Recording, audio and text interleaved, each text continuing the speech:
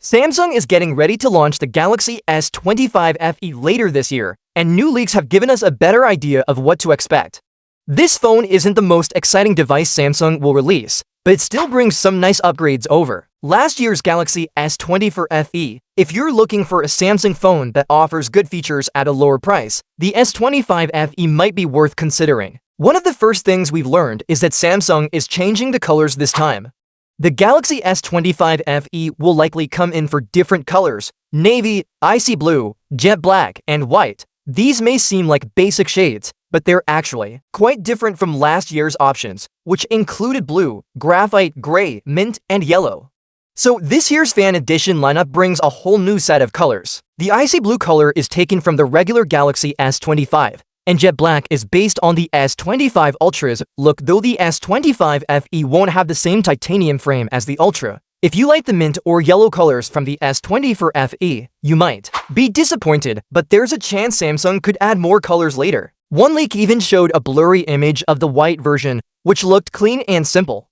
In terms of storage and memory, Samsung is keeping it simple. The S25 FE will come in just two options: one with 128GB of storage and 8GB of RAM, and another with 256GB of storage and 8GB of RAM. There's number 512GB version, and no model with 12GB of RAM. That might be a letdown for people who want more storage or better multitasking. But Samsung probably wants to keep the price close to the S24 FE's launch price of $650. When compared to phones like the Google Pixel 9a, the S25 FE might be a bit more expensive. But compared to full flagship phones like the Pixel 10, it's still a decent value for the money. Now let's talk about performance. The S25 FE is expected to use the same Exynos 2400E chip that was in last year's model. That means you probably won't see a major speed boost.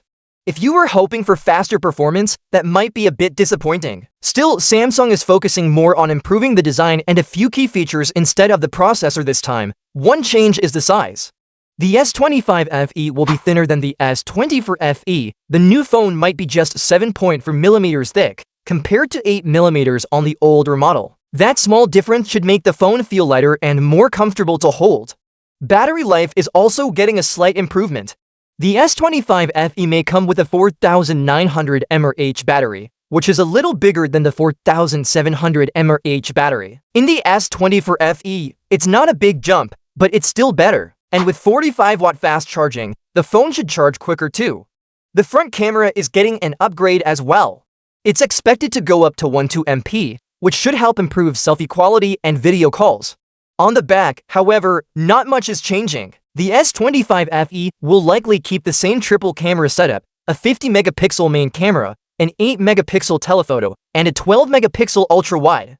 These are decent cameras, but don't expect a big change in photo quality. The display is staying the same too. You'll still get a 6.7-inch dynamic AMOLED to X screen. That's fine though, since the screen on the S24 FE was already sharp and bright.